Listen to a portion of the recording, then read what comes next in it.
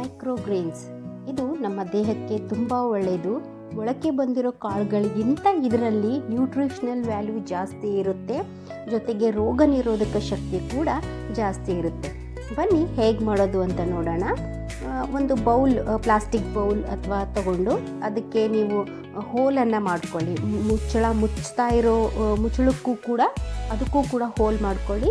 ಈ ಬೌಲ್ಗೂ ಕೂಡ ಹೋಲ್ ಮಾಡ್ಕೊಳ್ಳಿ. ಹೋಲ್ ಮಾಡಿಕೊಂಡು ಅದಕ್ಕೆ ಟಿಶ್ಯೂ ಪೇಪರ್ ಹಾಕಿ, ಟಿಶ್ಯೂ ಪೇಪರನ್ನು ಸ್ವಲ್ಪ ನೀರು ಸ್ಪ್ರೇ ಮಾಡಿದ್ಮೇಲೆ ನಾವು ನೆನೆಸಿಟ್ಕೊಂಡಿರೋ ಚಿಯಾ ಸೀಡ್ ತೊಗೊಂಡಿದ್ದೀವಿ. ನಾವಿಲ್ಲಿ ಚಿಯಾ ಮತ್ತು ಮೆಂತೆ ಬೀಜದ ಮೈಕ್ರೋಗ್ರೀನ್ಸ್ ಮಾಡ್ತಾಯಿದ್ದೀವಿ. ಚಿಯಾನು ಕೂಡ ನಾವು ನೀಟಾಗಿ ಕವರ್ ಮಾಡಿಕೊಂಡು ಅದ್ರ ಮೇಲೆ ನೆನೆಸಿಟ್ಕೊಂಡಿರೋ ಚಿಯಾ ಸೀಡ್ ರಾತ್ರಿ ನೆನೆಸಿಟ್ಕೊಂಡಿರಬೇಕು, ಬೆಳಗ್ಗೆ ನಾವು ಮೈಕ್ರೋಗ್ರೀನ್ಸ್ ಮಾಡೋಕ್ಕೆ ರೆಡಿಯಾಗಿರುತ್ತೆ. ಜೊತೆಗೆ ಮೆಂತೆ ಕೂಡ ರಾತ್ರಿ ನೆನೆಸಿಟ್ಕೊಂಡಿರೋ ಮೆಂತೆನ ನಾವು ಬೆಳಿಗ್ಗೆ ಇನ್ನೊಂದು ಬಟ್ಲಲ್ಲಿ ಇದೇ ಥರ ಹೋಲ್ ಮಾಡಿರೋ ಬಟ್ಲಲ್ಲಿ ಟಿಶ್ಯೂ ಹಾಕಿ ಅದಕ್ಕೆ ನೀರು ಸ್ಪ್ರೇ ಮಾಡಿ ನಾವು ಈ ಥರ ಸ್ಪ್ರೆಡ್ ಮಾಡ್ಕೋಬೇಕು. ಈವನ್ನಾಗಿ ಸ್ಪ್ರೆಡ್ ಮಾಡಿಕೊಂಡ್ರೆ ನಮಗೆ ಮೈಕ್ರೋಗ್ರೀನ್ ಬೆಳೆಯೋದಕ್ಕೆ ಒಂದು ಪ್ಲ್ಯಾಟ್ಫಾರ್ಮ್ ರೆಡಿ ಆಗುತ್ತೆ. ಇದನ್ನು ನಾವೇನು ಮಾಡಬೇಕು ಅಂತ ಹೇಳಿದ್ರೆ ನೀಟಾಗಿ ಈವನ್ನಾಗಿ ಸ್ಪ್ರೆಡ್ ಮಾಡಿ 2-3 ಡೇಸ್ ನಾವು ಮುಚ್ಚಿ ಇಡಬೇಕಾಗುತ್ತೆ.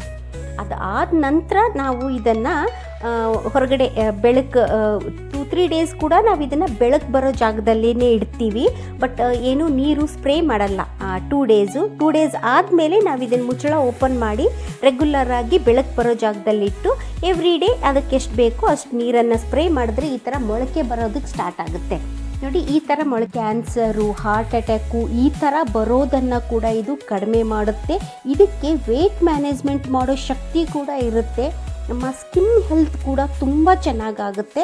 ಸೊ ಮನೆಯಲ್ಲೇ ನಾವು ಸುಲಭವಾಗಿ, ಮಾರ್ಕೆಟಲ್ಲಿ ಈ ಮೈಕ್ರೋಗ್ರೀನ್ಸ್ ತುಂಬ ಕಾಸ್ಟ್ಲಿ ಇರುತ್ತೆ, ನಾವು ಮನೆಯಲ್ಲೇ ಈ ಥರ ಸುಲಭವಾಗಿ ಮಾಡಿಕೊಂಡು ಇದನ್ನು ನಾವು ನಮ್ಮ ಆರೋಗ್ಯ ಹೆಚ್ಚಿಸ್ಕೊಳ್ಳೋಕ್ಕೆ ತಿನ್ಕೋಬೋದು. ಇವಾಗ ನೀವು ಇದನ್ನು ಡಯಟ್ ಮಾಡೋರು ನೀವು ರೆಗ್ಯುಲರಾಗಿ ಸ್ಪ್ರೌಟ್ಸು, ವೆಜಿಟೇಬಲ್ಸು ಆ ಥರ ಅದ್ರ ಜೊತೆಗೆ ತಿನ್ಕೋಬೋದು. ಇಲ್ಲ ಅಂತ ಹೇಳಿದ್ರೆ ರೆಗ್ಯುಲರಾಗಿ ನಾವು ರೊಟ್ಟಿ, ಚಪಾತಿ ಅದ್ರ ಜೊತೆ ನಾವು ಕಾಳುಗಳು ತಿಂತೀವಲ್ಲ, ಅದೇ ರೀತಿಯೂ ಕೂಡ ನಾವು ಇದನ್ನು ತಿನ್ಕೋಬೋದು. ಒಟ್ಟಿನಲ್ಲಿ ಇದನ್ನು ನಾವು ಯಾವ ಥರ ಬೇಕಿದ್ರೂ ಕನ್ಸ್ಯೂಮ್ ಮಾಡಬಹುದು. ಸೊ ಮನೆಯಲ್ಲೇ ಬೆಳ್ಕೊಳ್ಳಿ, ಸುಲಭವಾಗಿ ಬೆಳೆಯುತ್ತೆ, ಏನು ಎಕ್ಸ್ಟ್ರಾ ಮಾಡೋದು ಬೇಕಿಲ್ಲ. ನಮಗೆ ಮನೆಯಲ್ಲಿ ಸಿಗೋ ಯೂಸ್ ಆ್ಯಂಡ್ ಥ್ರೂ ಬಾಕ್ಸಸ್ ಇರುತ್ತಲ್ವ, ಅದರಲ್ಲಿನೇ ನಾವು ಮಾಡ್ಕೋಬಹುದು. ಸೊ ಇದೇ ಥರದ ಉಪಯುಕ್ತ ವಿಡಿಯೋಗಳಿಗಾಗಿ ನನ್ನ ಚಾನಲನ್ನು ಸಬ್ಸ್ಕ್ರೈಬ್ ಮಾಡಿ, ಶೇರ್ ಮಾಡಿ, ಆದಷ್ಟು ಜನರಿಗೆ ರೀಚ್ ಆಗಲಿ. ನಿಮ್ಮ ಡಯಟ್ಗೂ ಕೂಡ ಇದು ಹೆಲ್ಪ್ ಆಗುತ್ತೆ. Thank you.